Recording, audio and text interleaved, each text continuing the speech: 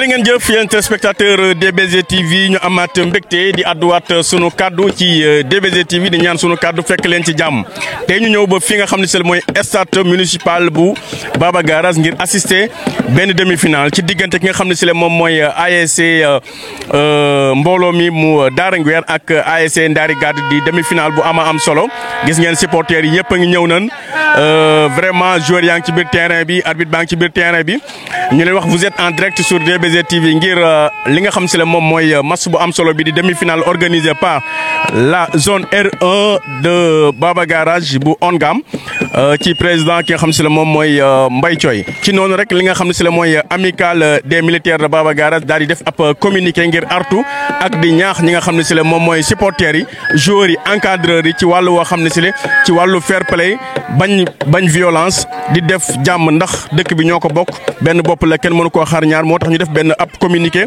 daan ni communiqué l'amicale des militaires de Baba Garage rappelle à l'ensemble des acteurs des navétanes que ces compétitions sportives doivent rester un cadre privilégié de loisirs, d'épanouissement, de solidarité, de paix et de cohésion sociale. Nous exhortons les joueurs, encadreurs, arbitres, organisateurs et supporters à cultiver en tout temps le fair play, le respect mutuel et la discipline, toute forme de violence verbale ou physique et à proscrire car elle est contraire à l'esprit même du sport. Faisons des navétanes un espace où règne fraternité, unité et responsabilité citoyenne au service de notre jeunesse et du développement harmonieux de notre communauté. loolu mooy li nga xam si ab communiqué la ñoo ko bind mooy amicale des militaires de Baba Garage mooy waaye takk der yi nga xam ni yàlla dogal nañu fekk baax fii ci Baba Garage ne ñoom dañuy participer entrer en liste ngir fësal seen solidarité fësal seen jàppale li nga xam si la moom mooy jeunesse su Baba Garage ci wàllu sport ndax gis nañ ni à chaque fois dañuy organiser da du yegg ndax lu tax du yegg ci wàllum violence mu ni nag pourquoi pas ñoom ñu ñëw apporter seen pierre à l'édifice ndax bu jafe-jafe amee ñoom rek la ñuy woo parce que ñoom ñoo fi représenté état ñoo fi représenté li nga xam si la moom mooy général bi kon donc ñoom daal ñoo ngi exhorté di ñaan supporter entraîneur joueur ak encadreur ak dirigeant ñëpp ñu def fair play parce que Baba Garage ñoo ko bokk ndax sport bu mënta boole wërta xaajale ndax benn mag mu baax dafa wax ni nawetaan boo ko defee ba mu jeex yaakaar naa ne war nga cee am xaritoo bu yokk waaye waru cee am noono ci loolu lañ comprendre ñoom ni pourquoi pas ñu def ab communiqué ngir leeralal seen wala indi seen soutien envers la zone envers les compétitions.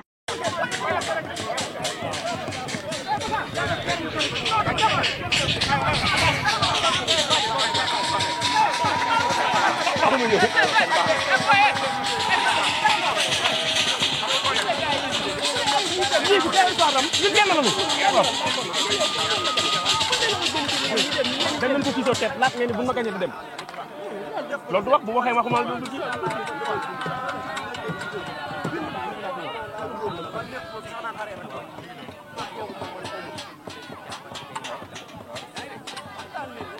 toccu rek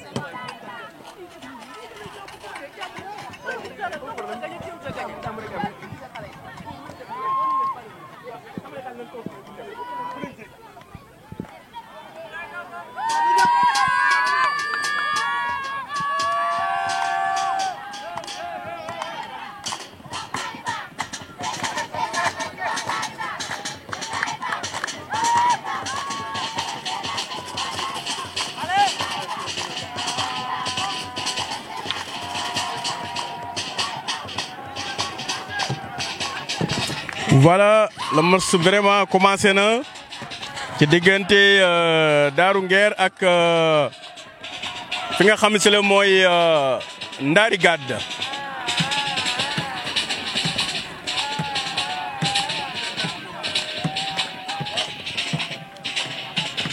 Nous remercions vraiment l'amicale des militaires de Baba Garage d'avoir fait un communiqué pour accompagner la zone R1 de Baba Garage.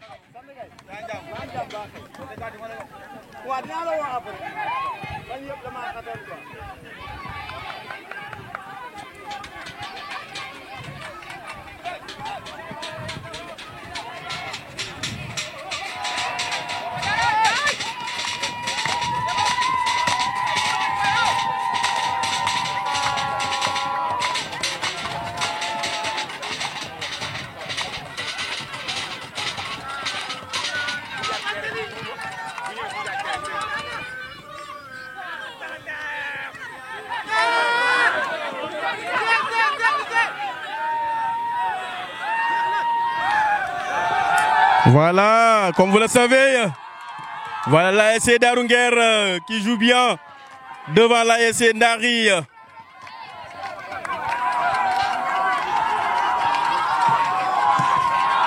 Voilà les supporters de l'ASC Mbolomi de Darou Nguer. Monsieur l'arbitre est là, l'arbitre de tous.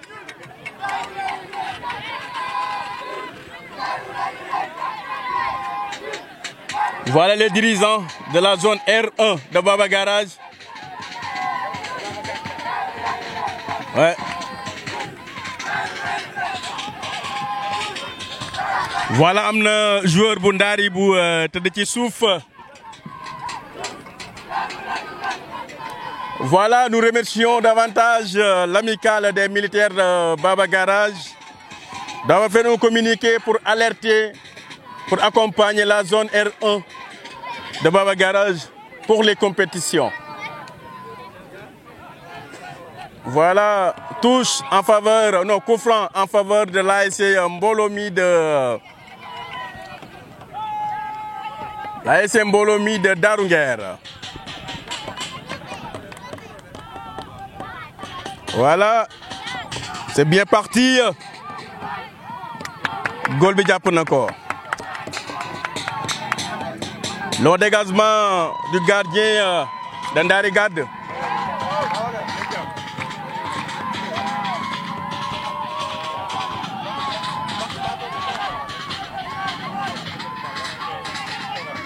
Faute en faveur de l'ASC Ndari Gad.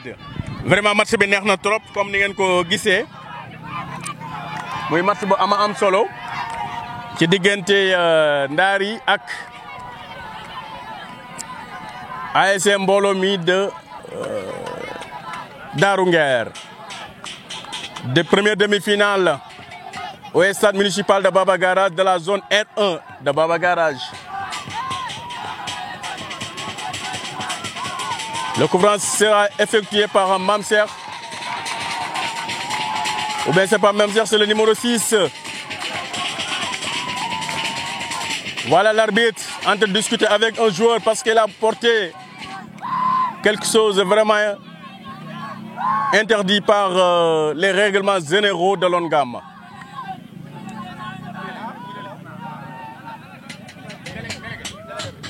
Voilà l'arbitre qui réclame le délégué. Le numéro 14. Carton jaune pour le numéro 14. Voilà. Couvrant pour l'ASC Ndari Gad.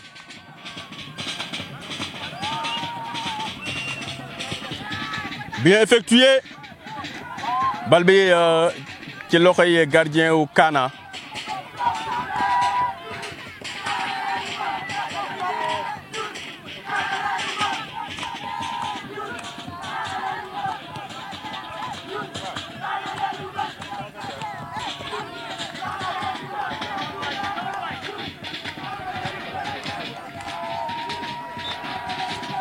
Mètres.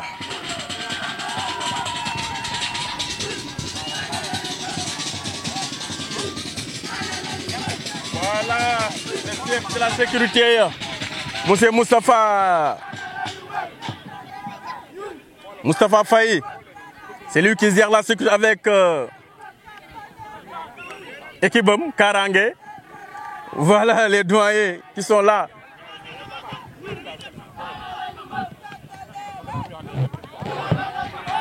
Voilà. Hors-jeu. Faute ou bien faute en faveur de l'ASC Mbolomi de Darou Nguer. 6 minutes à jouer.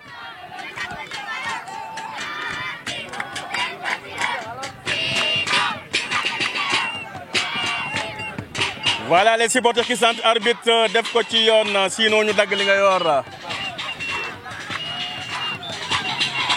Le numéro 8 de l'ASC Mbolomi qui a effectué belle défense.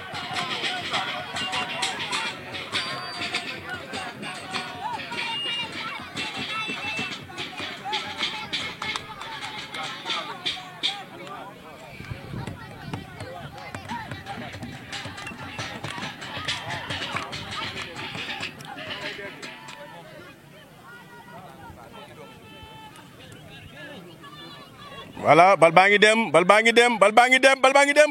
Gardien bi gën, oh là là là là là là. Gardien bi, belle intervention du gardien de l'ASC Ndari Gade. Long dégagement.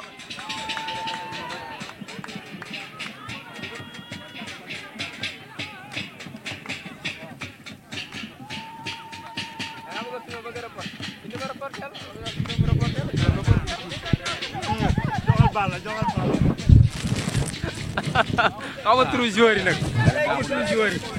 Numéro yi voilà. Voilà, le numéro 15 qui dégage le ballon. Attention au défenseur. Le défenseur de Darou Nguer qui dégage. Attention, ballon récupéré par l'ASC Ndari. Une chute de Mame Cheikh, le numéro 8, Mame Cheikh. Attention, ballon pour Mame Cheikh. Mame Cheikh qui tourne avec le ballon. Attention, il a donné une passe, oui. Attention pour Mame Cheikh encore. Attention, long dégagement de Mame Cheikh. Il cherche Omar Kane, le numéro 10. Attention, Omar. Ballon pour Omar, toujours pour l'ASC Ndari. Omar qui va essayer de passer. Passement de jambe de Omar. Attention, attention. Ballon dans les mains du gardien de Darou Nguer, dit ASC Mbolomi. Attention.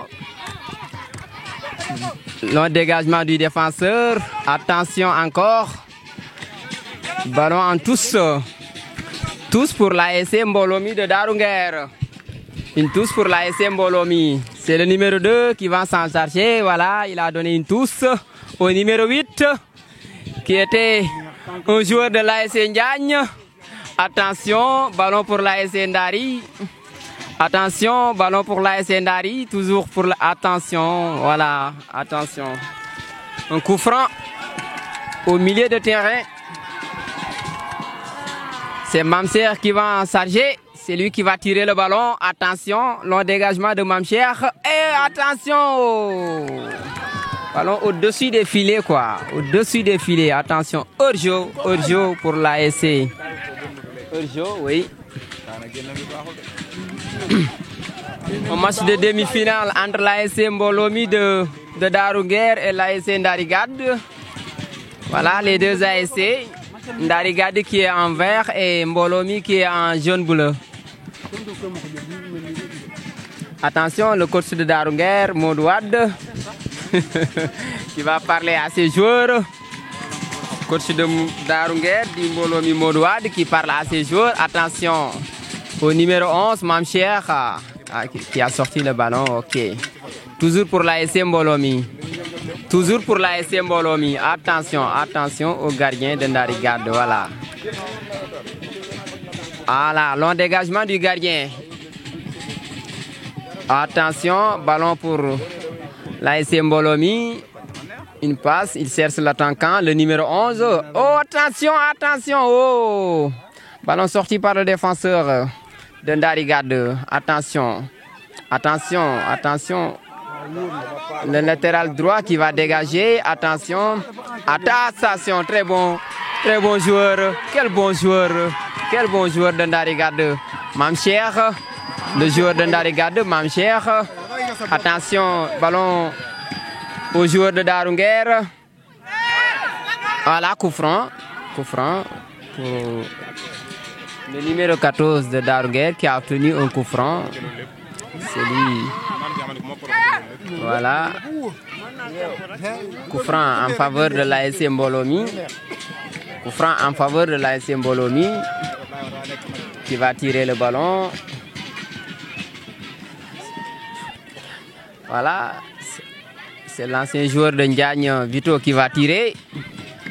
C'est Vito, le numéro 8, qui va tirer. L'ancien joueur de Ndiagne. C'est Vito qui va tirer, l'ancien joueur de Ndiagne. Récupéré maintenant par nos amis de Darou Nguer. Vito qui tire à ballon sorti, dégagé par le défenseur. Ah, ce vieux, il est talentueux, ce vieux. Il joue bien. Il joue bien, ce vieux-là. Attention. Raymond, il fait la passe. Raymond encore. Raymond encore. Il va essayer de dribbler, qui va essayer de passer. Attention, il a perdu le ballon. Raymond a perdu le ballon.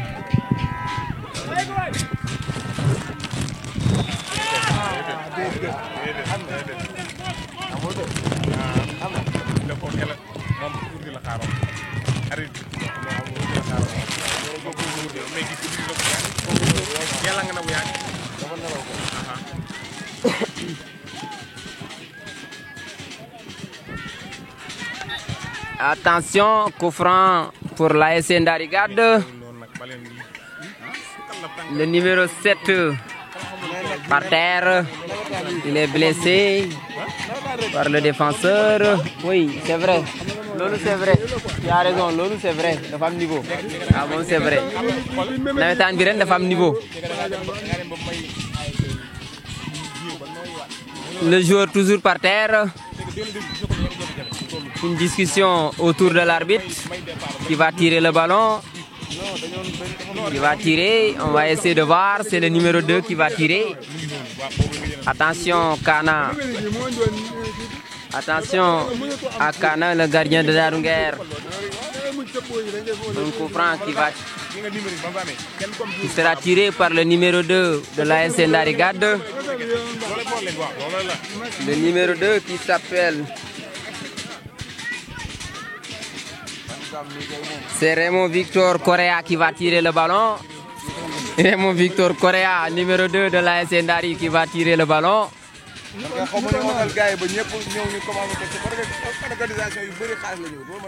Attention à ce coup de pied. Attention à ce coup de pied. Attention. Attention à ce coup de pied. Ce ballon qui sera tiré par Raymond Victor Correa. Attention, ballon dans les... Attention. Attention. Toujours dans les buts. Attention. Hey! Attention. Merci au gardien Kana de Daaru Nguer qui a... Il a perdu. Toujours pour l'ASC Ndarigade. L'ASC Ndarigade. Attention.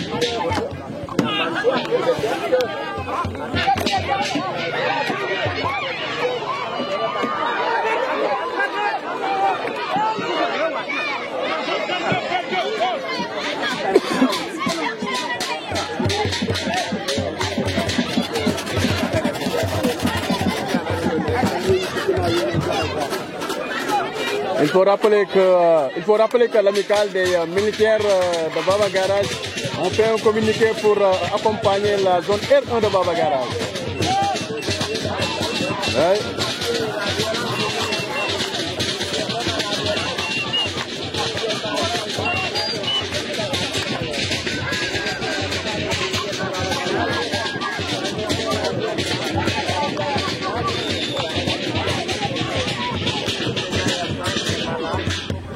Représenté par la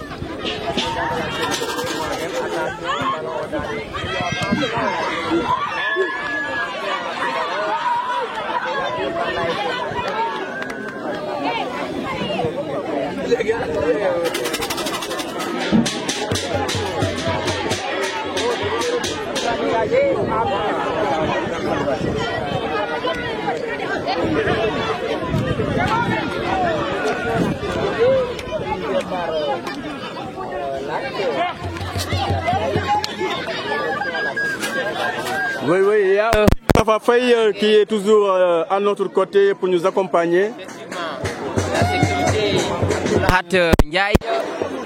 La sécurité, le groupe Karangé Sécurité, nous vous remercions. Nous remercions également les membres de la Jaune. Nous remercions le président qui est représenté par moi-même. Il est en voyage. Il y a Mbaye Baraf, le trésorier général de la Jaune. Merci de nous avoir suivis sur DBZ TV.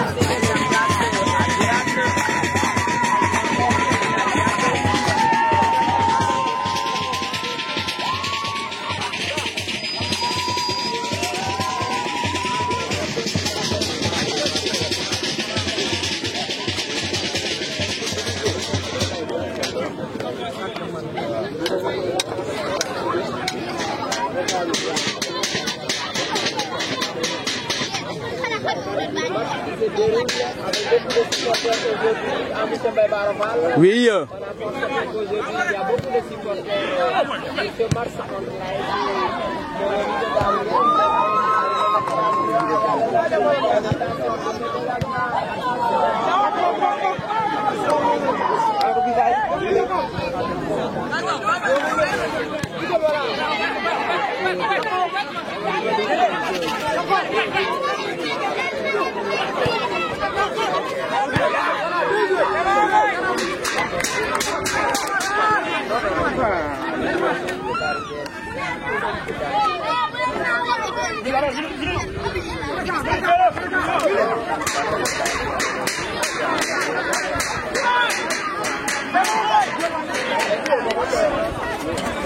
Faute en faveur de l'ASC Ndarigad. Oui, merci.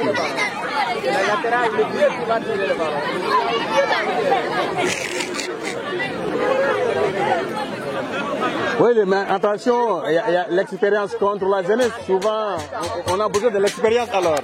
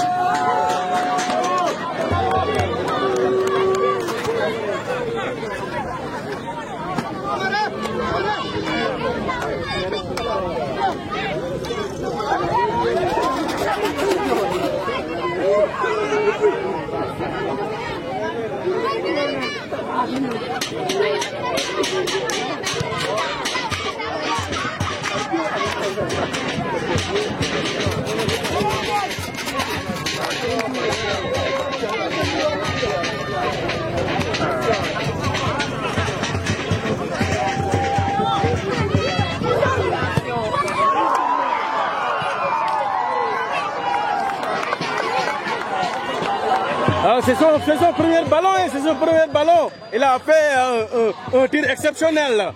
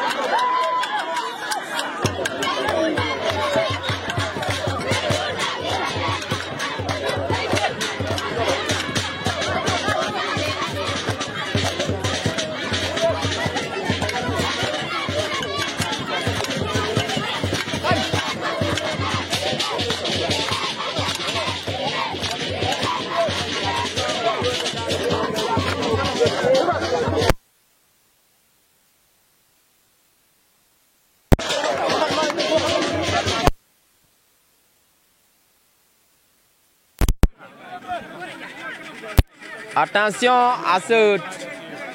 à ce match qui oppose l'ASC Ndari et l'ASC Mbolomi de Darouguer. Une première dans l'histoire, c'est la première fois que l'ASC Mbolomi rencontre l'ASC Ndari Garde. Attention. Voilà, merci beaucoup.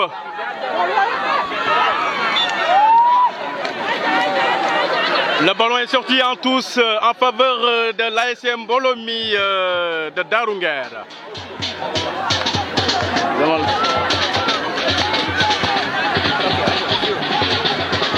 Merci Balla, comment vous voyez le match en ce moment-là? C'est un match de haut niveau. Ah Première fois dans l'histoire que l'ASC se rencontre. Oui. L'ASC Mais l'ASC Ndari, elle a une fois championne.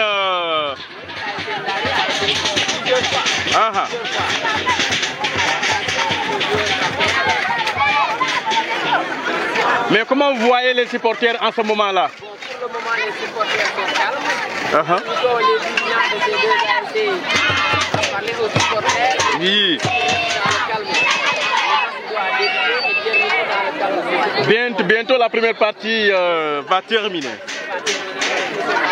C'est la fin de cette première partie qui a commencé à l'ASC Darouguer. Et plutôt qui va s'installer, va dégager l'ancien joueur de Djangiko. Ce serait de parler que je était un ancien joueur de l'ASC. Belle réaction de la défense Ndari Garde. Omar Khan qui a pris le ballon. Omar Khan. Belle réaction de la défense de Mbolomi. Oui, c'est une bonne défense, hein. C'est une défense solide. C'est un mur d'air. J'aime vraiment sa façon de jouer, le numéro 5. Mais il y a le portier de l'ASC Mbolomi Khan qui est en train de parler avec ses joueurs.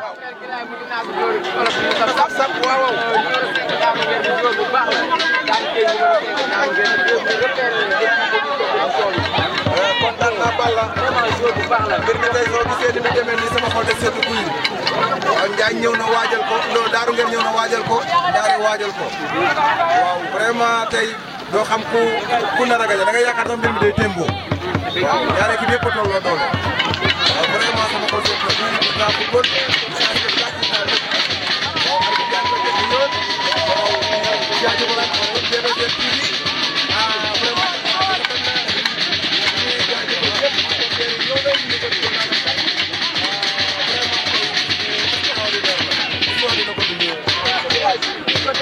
supporters yi cette fois-ci mën na ni supporters yi ma gis fii depuis compétition bi démarré ba léegi ñoo ngi koy soog a gis quoi boo leen xoolee terrain bi supporters yi yor nañ ko ba mu fees benn. amul benn coow amul benn coow li nga wax si football bi sànq aussi jëpp vraiment bal bi taxawul benn yoon ñaari parti yëpp ñu ngi joué bu baax football bu mel nii ba démb laa ko gisoon terrain bi benn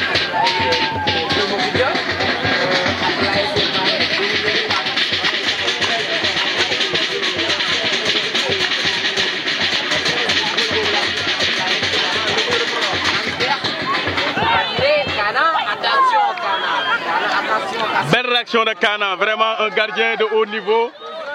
Il s'agit du numéro 5 d'Angué.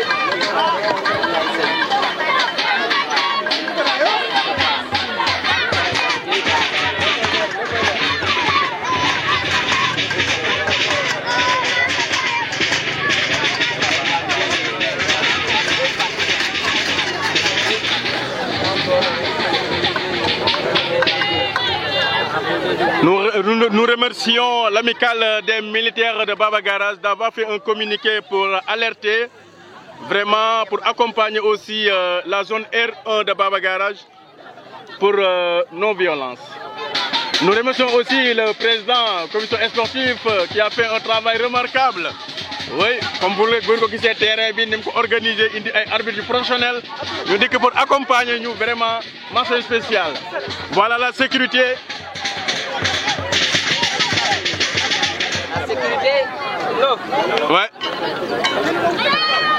Bon, je vais me arranger trop. Voilà, samedi, n'est-ce pas, c'est votre finale, l'AS Ndielbert. Samedi, la finale.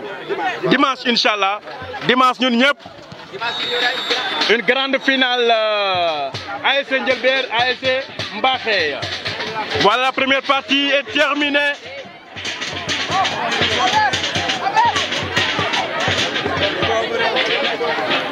La première partie est terminée.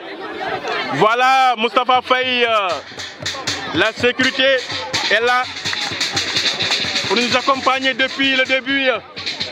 Comme vous le constatez, vous n'avez pas vu les forces de l'ordre, mais cela traduit que nous seuls, nous nous accompagner sur nous, nous nous sécuriser sur nous.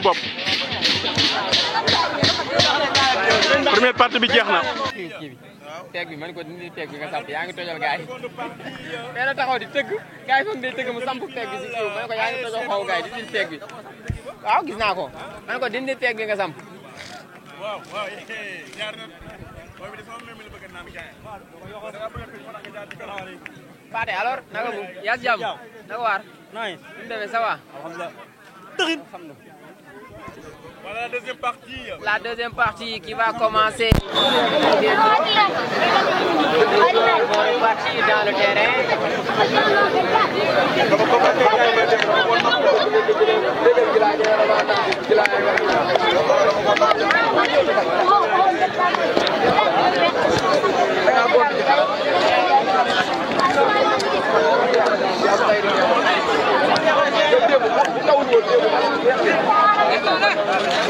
Voilà la deuxième partie. Arbitre a sifflé pour la deuxième partie. ASC Mbolomi de Darunger et ASC Ndarigad.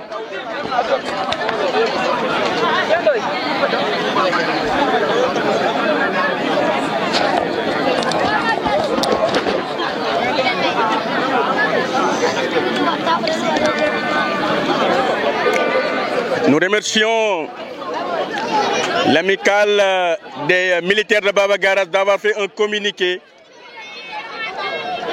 pour accompagner la zone R1 non-violence. Voilà. Voilà les supporters qui sentent numéro 10 Koulay Royal Nakobay Gourdou Yaroutat.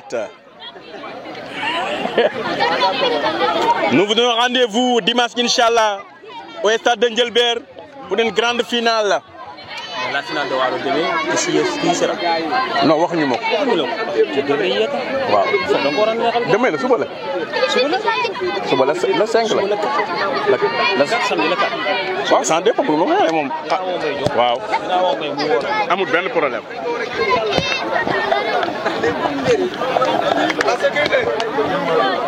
Voilà Abdoulaye Ndiaye, la sécurité qui sécurise.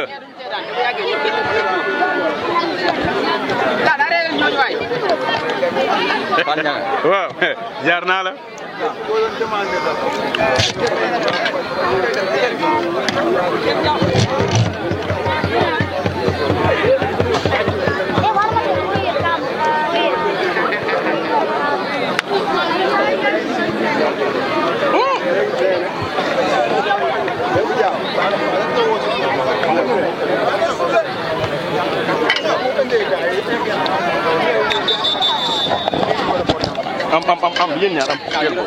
Voilà la seconde mi-temps, la seconde période qui va démarrer.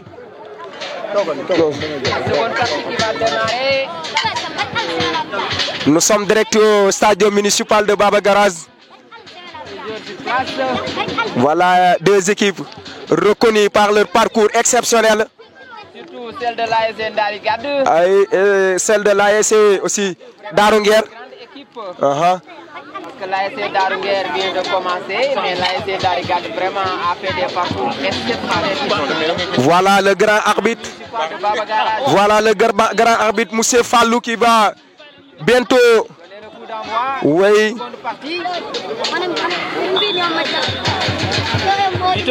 Qui va dégager l'ancien joueur. Longue balle là. Directement sur les bras du gardien de but de Ndari Gadou. Le latéral qui récupère la balle, qui cherche le numéro 6 au milieu du terrain. Récupération par Omar. Le numéro 4. Ah, ballon perdu.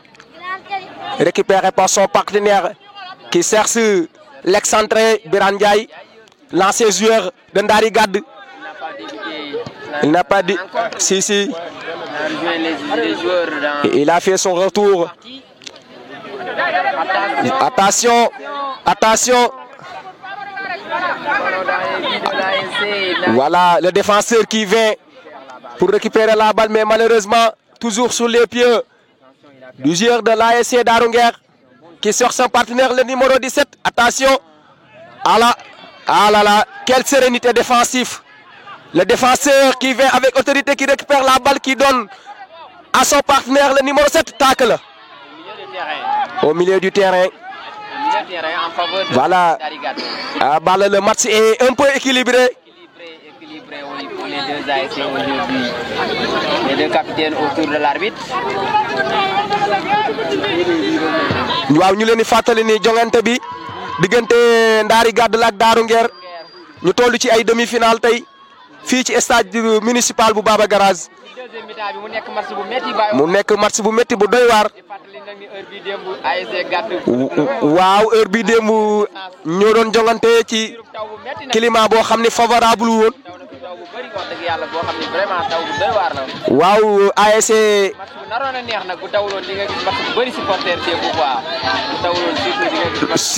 surtout loolu ak ni ko gars yi doon waaje. Attention Kana, attention à ce ballon. Ah, dégagé par le défenseur de l'ASC Darunguer. Ah, qu'est-ce qui se passe? L'arbitre de touche a bel et bien vu l'action, il a levé son drapeau.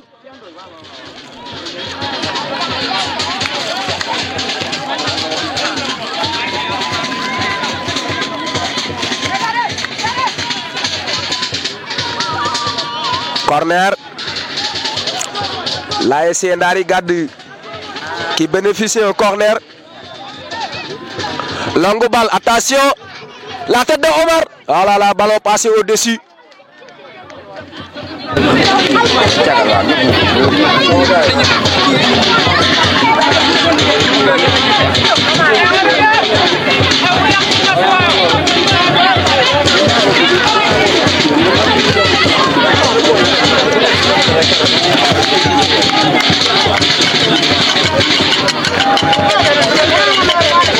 Les supporters sont calmes pour le moment, Bala. Pour le moment, il y a du calme. Il y a du calme. supporters de l'ASC Bologna sont en train de suivre le match calmement, sans bruit. de l'ASC Ndari, pareil. Ils sont en train de suivre le match, le bas de touche. Ballon sorti en touche. Adim, le délégué, qui est en train de parler aux joueurs. En touche pour l'ASC Ndari Gad. Voilà l'ASC Ndari Gad qui bénéficie une touche. Le numéro 7 de l'ASC qui récupère, qui sert son partenaire, le numéro 13, ballon sorti. Malheureusement.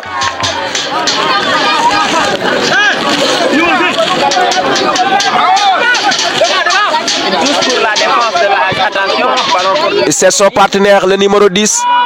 Qu'est-ce qui se passe? Faute de main.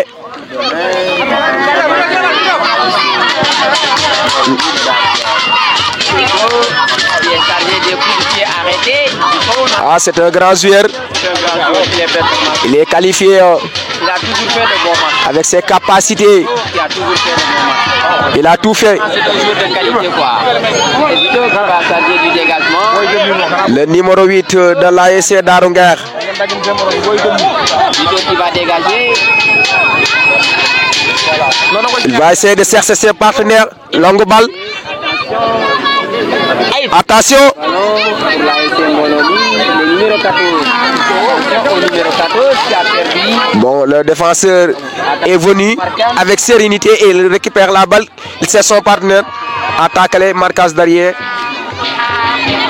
Le latéral. Le latéral qui va dégager ce ballon. Le latéral qui va dégager. Attention. Longue balle. Le numéro de la tête du défenseur. Ballon sorti en touche.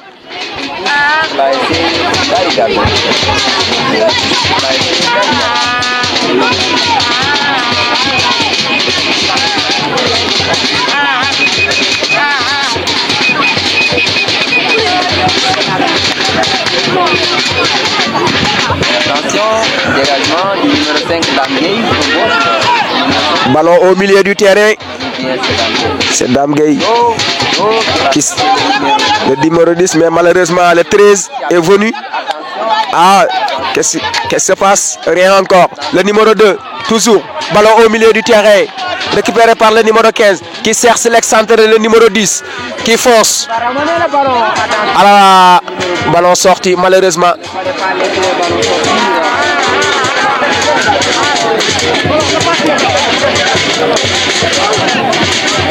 Balle, quelques minutes se sont écoulées. Rien encore jusqu'à présent. Un seul petit but ne sépare par les deux équipes.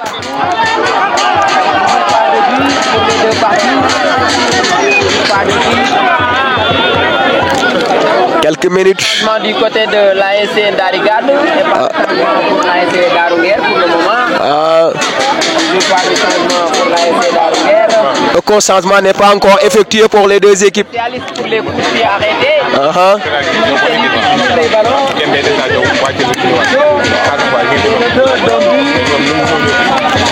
Attention. La première rencontre.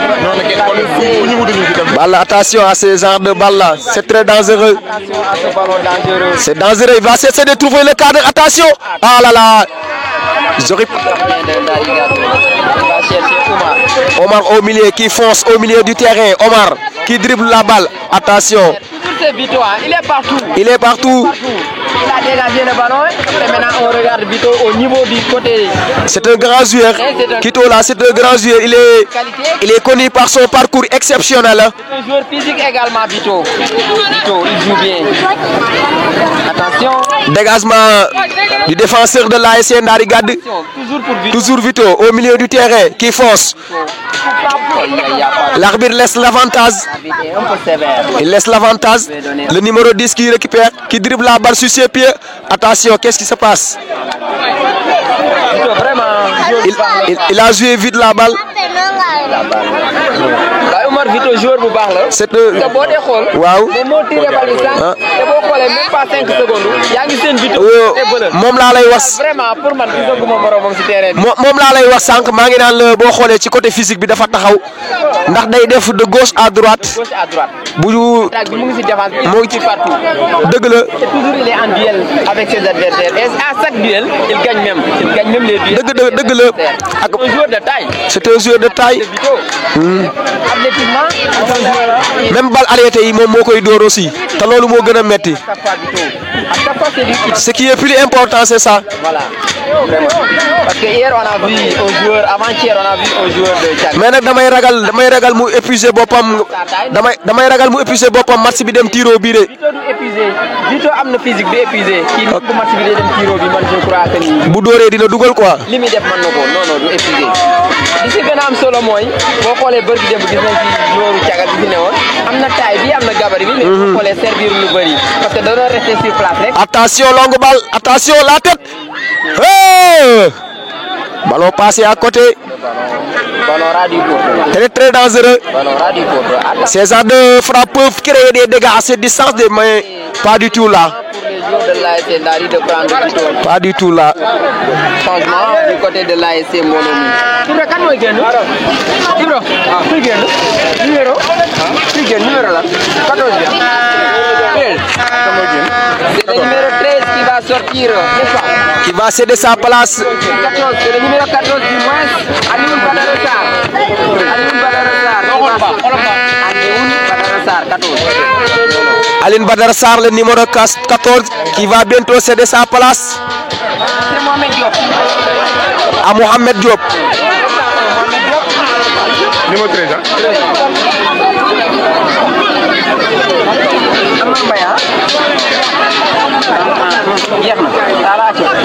Premier changement de l'ASC Ndari Gade. L'arbitre a sorti Changement du côté de Mbolomi. un carton zone normal justifié. Mohamed Diop qui va sortir. Voilà. Tout à l'heure, il a sorti un carton zone. Il a donné le carton. Si, il a donné un carton zone normal justifié. Attention, il faut se méfier, le rouge n'est pas loin. Attention, changement. Le numéro 13, Amar Mbaye qui va entrer. Voilà. C'est le numéro 14, Mohamed Diop qui va sortir. Mohamed Diop qui cède sa place à qui? Omar Mbaye. À Omar Mbaye. Je vais continuer, voilà. Attention, le gardien. Voilà le coach de l'ASC Ndari Gade.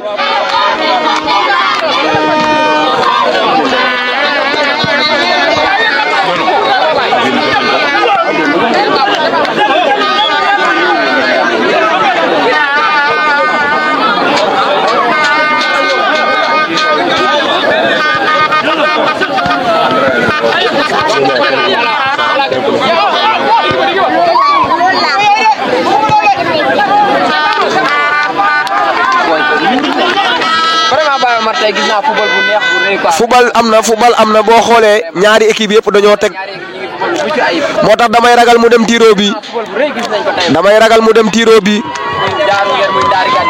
ndax ñaari équipe yi kenn bëggul may sa morom dara. Attention quel gossé. Pas de violence di ñaan mu continuer noonu rek toujours pas de violence quoi di ñaan. Le gardien qui relance la balle qui cherche Omar. Toujours le numéro 2, Remo sur ses pieds, mais récupéré par le numéro 6. Le numéro 6 de l'ASC Darou Nguer. Ballon perdu. Mam Cheikh qui dribble au milieu du terrain, toujours sur les pieds de Remo. Ah. Il faut éviter ces genres de tacle là. Les buts de l'ASC Ndari. Ces genres de tacle sont très dangereux.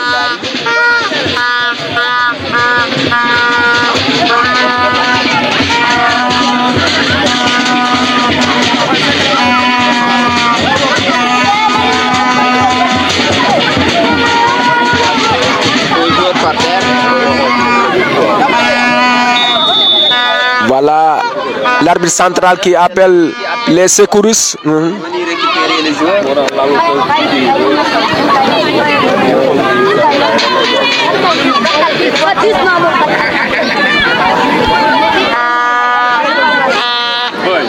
Voilà le coach de l'ASC Ndari Gade Demba Diouf. Il est resté assis. Il est dans l'embarras le joueur, le coach. La façon de ce soir, on peut dire qu'il a eu un peu peur parce que toujours pas de but. Ah, le match est un peu difficile. À pareille heure, Ndari avait l'habitude de marquer un but, même des buts. Même des buts. Dans la seconde partie, mais toujours pas de but pour le moment. Pour le moment, parce que l'ASC Ndari bu daan football. gis ni premier mi-temps bi la daan dugal fii. Ah, du yomb nag tey. bu dugaloon ci premier mi-temps bi aussi. bu ñu mi-temps wee daanaka liñ ciy teg bëriwul. tey dem nañ ba mi-temps ba match bi mu ngi bëgg a jeex ba pare l'ASC Ndari. tey mënul yomb ndax boo xoolee demi-finale la te. loolu moo ko xaw a tiital. attention. loolu moo ko xaw a tiital. Ah. Dégagement du latéral. Il va dégager. Raymond. Attention. Raymond toujours. Attention à Raymond. Il faut éviter un penalty. Éviter les penaltys. Attention.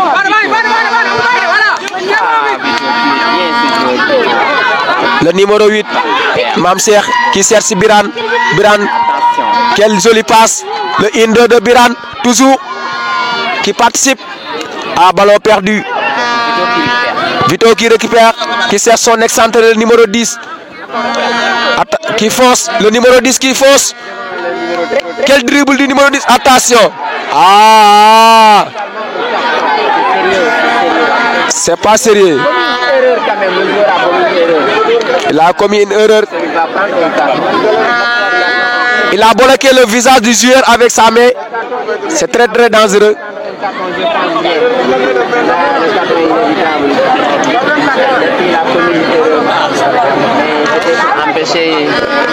De prendre le carton.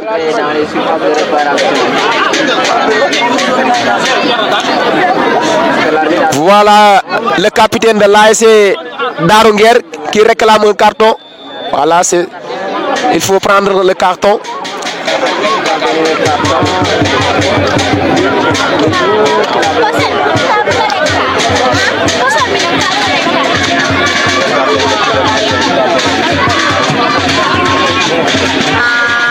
Voilà le capitaine, le gardien de but, capitaine de l'ASC Darou Nguer qui réclame.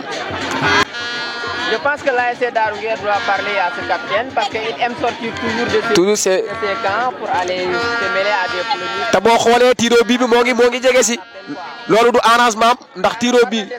parce que capitaine la dafa bëgg nekk capitaine boo xam ne à chaque fois boo seetloo lu am si biir terrain bi. day dugg ci biir te loolu aussi ci match yoo xam ne mën nga dem tiro bi loolu du ko arrangé boo nekkee góol capitaine. Vito door na bal bi ras de terre attention loolu baaxul. amul solo jarul ñu dem fële amul lu ko fi jar pour man quoi mais boo xoolee capitaine la boo xam ne dafa bëgg loolu quoi dafa bëri aussi lu mu koy def mën nañu quoi chaque fois que benn action am rek day génn temps rek. ni capitaine nga rek bon lu xew si terrain bi da nga fi ñëw mais je pense que ni war nga xaar ba gis lu ko jar quoi su ko def. loolu mooy dëgg waaye fi match bi toll nii jàpp naa ni ku jël benn bii mën nga ñàkk match bi attention joli centre. ah là là la tête de Birane. Voilà Demba Diouf, le coach de l'ASC Ndari Gade qui effectue son deuxième changement.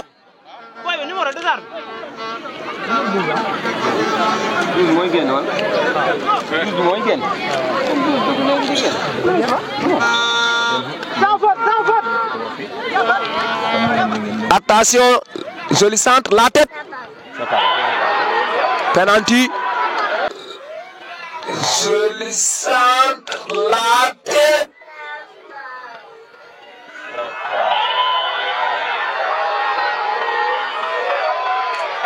Penalty. Il a boxé la balle avec la main. Penalty. Ah. Le joueur, carton rouge normal, justifié. Omar. Khan qui a pris, le capitaine qui a pris un carton. C'est attention, c'est pas normal. Ce qui se passe là.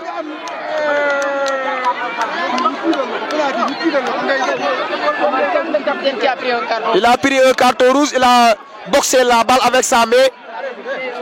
Voilà, devait rentrer dans les filets. Il a boxé ça avec sa main, mais c'est pas un comportement du tout sérieux. Ah, c'est... Surtout un capitaine, quoi. Ce n'est pas un comportement du tout sérieux. Peut-être c'est Rentrer dans les filets peut-être c'est une réaction involontaire. avec sa main. Et ça, Peut-être c'est une réaction involontaire. Attention. penalty. Kan mooy génn 12 mooy génn 11 mooy dugg c'est bon. Attention. Ak fi match bi tollu nii jël fi penalty c'est très très dangereux.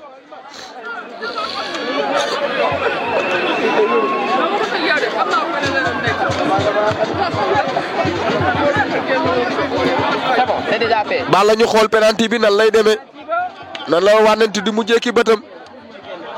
Il sera tiré par le numéro. Penalty bi bu duggee du leen arrangé ndax day dugg ba pare ñu manqué benn joueur. Pourquoi le joueur a fait ça? Pourquoi le joueur de Ndari a fait ça? waaw parce que bal bi jug nuy kaa yi jàpp na ni day. Parce que le ballon est posé par le tireur qui était sur la position de tirer et le joueur de Ndari Pas tuuti nag yër ko nii rek. de jouer le ballon et ça fait. bu fekkee dugal na penalty bi day nekk lu dangereux ci waa Ndari ndax dañuy manqué benn ba pare jël bi. Numéro 10 moo koy dóor 11 mooy dugg. Attention. Voyez, attention. Oh.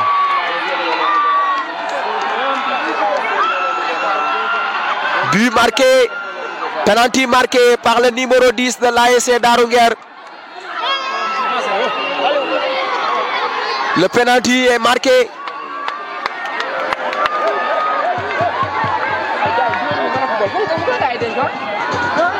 Mais yow, ce joueur bi, gars yi dañ ko mooy raw nag mu keroog. Mais yow Demba.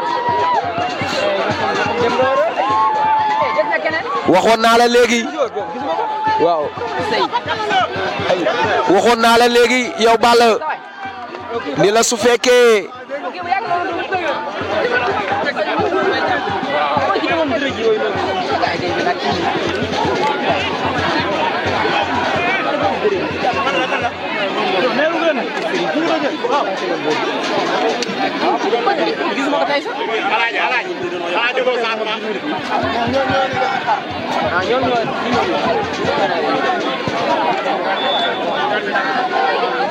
nee na kii ñoom appuyé wu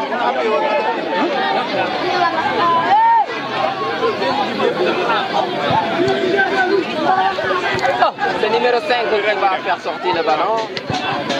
Gisatuma quoi. Bon, dégage. Le coach, si vous pouvez se déplacer. Qui arrive? Le gardien de but. Kana. Kana, attention. Kana, prenez le ballon. Allez. Dem leen marqué ko, voilà, dal leen ci kaw, voilà, bu ngeen bëgg jàpp ba bi. Eh ma.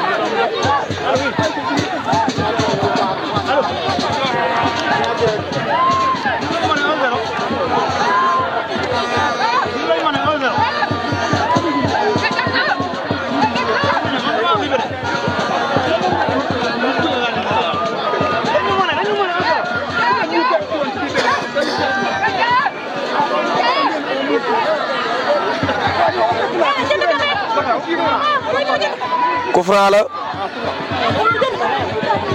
Balla jox ko 100 francs mu jaay ñu café euro wecc. Mbay Balla kañ. Lu mu doon? Ku xew gagné wala. Da koo jàpp.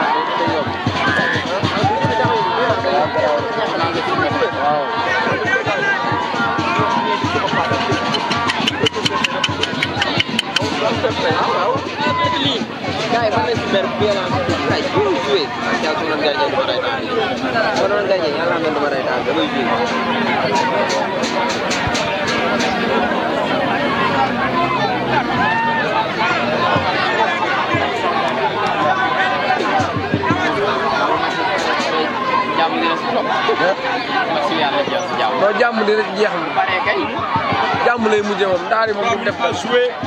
Ah bon? Ouais. Il reste 3 minutes. bu ko wax de. baax na moom. ok 30 minutes joué. 27 minutes ak ginnaaw. bàyyi leen noonu rek.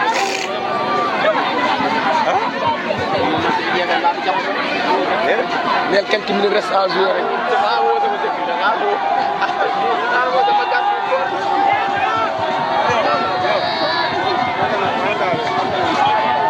Quelques minutes restent à jouer.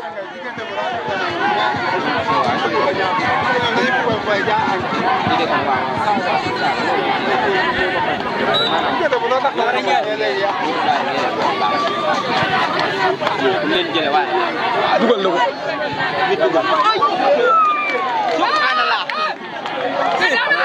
am na lu ci carré lii. xorom si saf na. Attention, un but pour la ASC Mbolomie. waxoon naa la suñ dugalee penalty bi ak carton rouge bi ñu am dañuy perte match bi dootul yomb. match bi dootul yomb boo xoolee quelques minutes restent à jouer. Voilà le chef de la sécurité.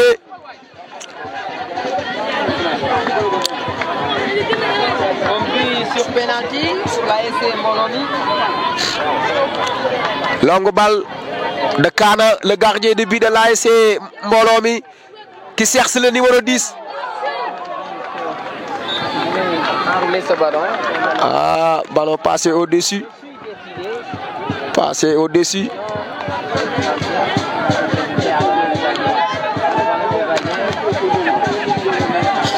L'ASC Ndari Gadi qui veut le plus rapidement égaliser.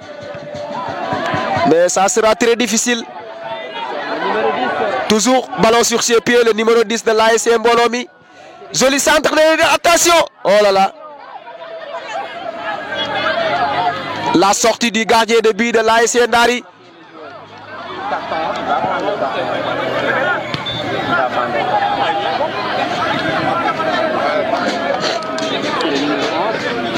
Le numéro 11 qui a pris un carton. Il a empêché un dégagement du gardien. Le numéro 11. waa tey bal ñu gis ni boo xoolee ASC Mbolomie dañoo ànd ak waa Loyen waa Njaañ waa Tigtigal bi yooyu yëpp ñu ñëw zone boo yéenee jël ndam li loolu lañ indaale tey boo xoolee supporters yi ñoo ngi yuuxu ñoo ngi kontaan depuis boobu ba léegi dañoo toogoon ni cell waaye bu bii bi duggee ba léegi ñoom dañoo kontaan ñoo ngi yuuxaloo kon mu mel ni ndam moo ngi xeeñ ndax li des ci rencontre bi bareetul. waaye man comme ni nga ko waxee ASC Mbolomie tey dafa ànd ak Njaañ ànd ak waa Daaru Ngeer. parce que ñu ngi rappelé ni Njaañ participé woon na mais bon éliminé nañ ko. teewul moo ngi ñëw jàppale ay doomu ndayam. kon ASC Daaru Ngeer tey moo des ci côté boobu noonu. ñoom lañ ñëw tey Daaru Ngeer 1-0. Maintenant il y a plus en faveur de l'ASC Mbolomie. Et c'est toujours Vito, hein, c'est toujours Vito qui va s'engager. Hein. Vraiment boo xoolee match bi moom moo joué match bi tey moo nekk héros du match. moo nekk héros du match. Qui va rejoindre les dirigeants. Bon, il va retourner dans le terrain. Attention au gardien. Ballon sorti par le gardien. Le ballon de leur camp. Voilà.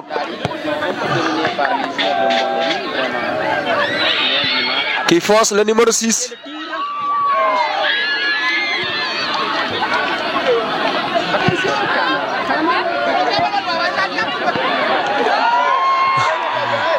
donc dafa yàgg a waane nag boo xoolee góol bi dafa yàgg a waane. parce que boo xoolee bal bi ak ni mu ñëwee wóolu ko woon pour jàpp ko parce que bal bi mën na rebondir. waaw mais gardien bal bi ñëw ba si moom daf si moom dëpp. gardien bu mag la wax bal bi comme xam na ne amul danger jaarul si kaay dafa xaw a. gardien mu génn léegi mu xaw a taxaw ba gars yi foog ne day jàpp bal bi nag mu taxaw. mu jël temps tuuti rey foofu ay secondes. Le numéro 10, il bien, vraiment le jeu Darou Nguer. boo xoolee numéro 10 numéro 10 su Darou Nguer bi day jékki-jékkal pour enrouler bal bi da koo bëgg a enrouler boobu ba léegi suñ ko mayee espace ak gauche bi mu doon bu enrouler day dugg. Baye Omar li ma gis si football bi mooy Darou Nguer dafa am joueur yu extraordinaire quoi loolu. si loolu moo am. li ma gis si Darou Nguer vraiment. gis ñu am talent lañ. compétition bi commencé ba tey gis nga ko si benn ay. lu am la. dañu nekk ay joueurs yu am talent vraiment man loolu laa gis quoi. nekk ñu ay joueurs yoo mais joueurs yi dañu am talent c'est vrai. xaw ma fan la. longue balle. La tête. Attention, danger. Kana a écarté le danger. Hey. Abdoulaye Gueye, vraiment. Il a écarté le danger. Abdoulaye Gueye. Le dangereux. En faveur de la bon. Attention. Dans les airs, il y a coup franc. Kana par terre. Kana par terre. Le gardien de but de la SC Bologna par terre. L'arbitre a sifflé.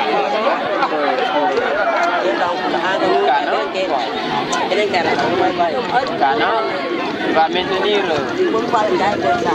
Goal bi effacé na bal boo xam ne bal de but la woon bal bu doy waar la woon moo bu la génnee. bal bi mu naawee ba jëm ci kaw. boo xoolee supporter yi ASC Mbooloo mi donte bal la boo xoolee supporter yi ASC Mbooloo mi donte ñoo mane waaye toogatuñu ku ne yaa ngi jóg taxaw vraiment c'est très difficile. bareetul.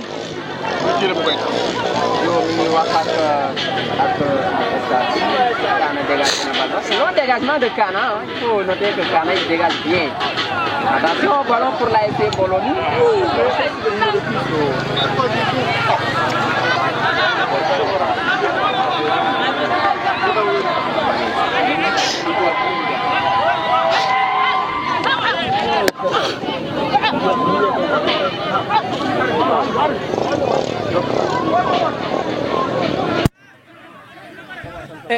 Attends, bu leen yàq teel ma si Alaaji teel.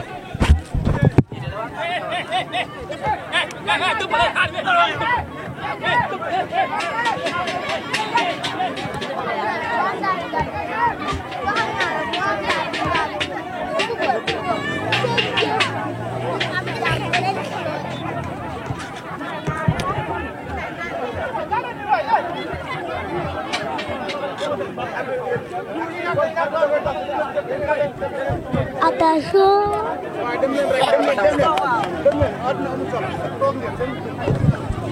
Bye. jox ma micro boobu.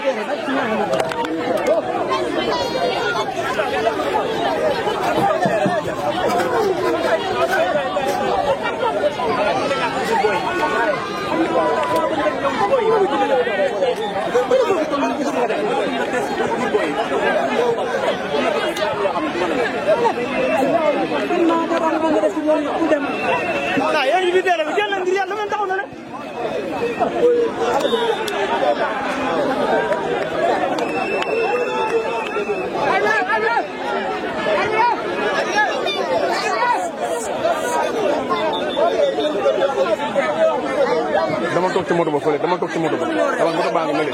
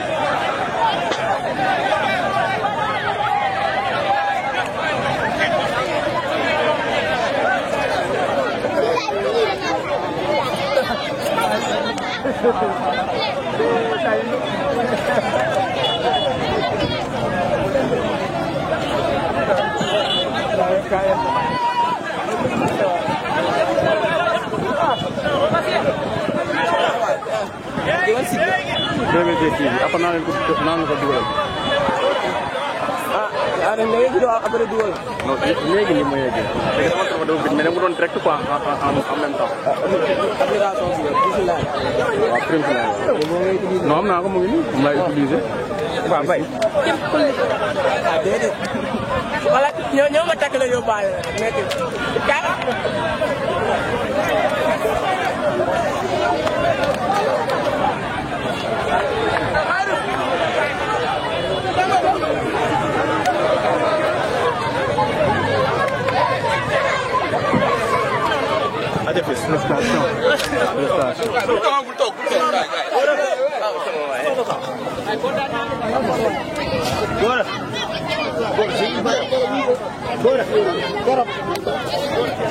Doy bég nañ kontaan nañ ASC bu mag bi dee leen ko wax dañuy soog a teew si de mais dañu andi activité léegi olof Njaay naa bu fi yaman sax bu neex mais du fi yam dañuy dem ba final bu jeex jël coupe merci beaucoup loolu leen bëgg merci beaucoup grand kontaan nañ nag ci yéen trop macha merci beaucoup voilà zéro violence noonu la du courage vraiment neex na trop nii rek la sama gars yi nii rek kese la du courage nii kese la vraiment voilà doyen vraiment nii kese la football moo mel moo demee noonu ouais sama gars yi du courage gars yi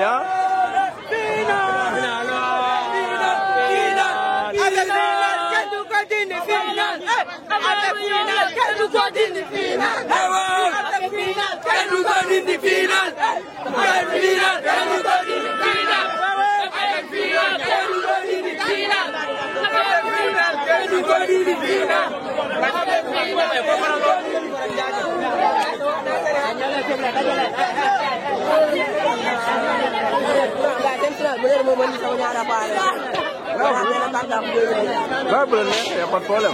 Après ñu di bu la neex. On est en finale. Fii man maa ko moom fii man maa ko moom man xoolal ku ma invité final laa doon wër mais man moom xamoon naa ne may final Renaissance laa bëggoon invité mais Renaissance moom muy defar day ziar wala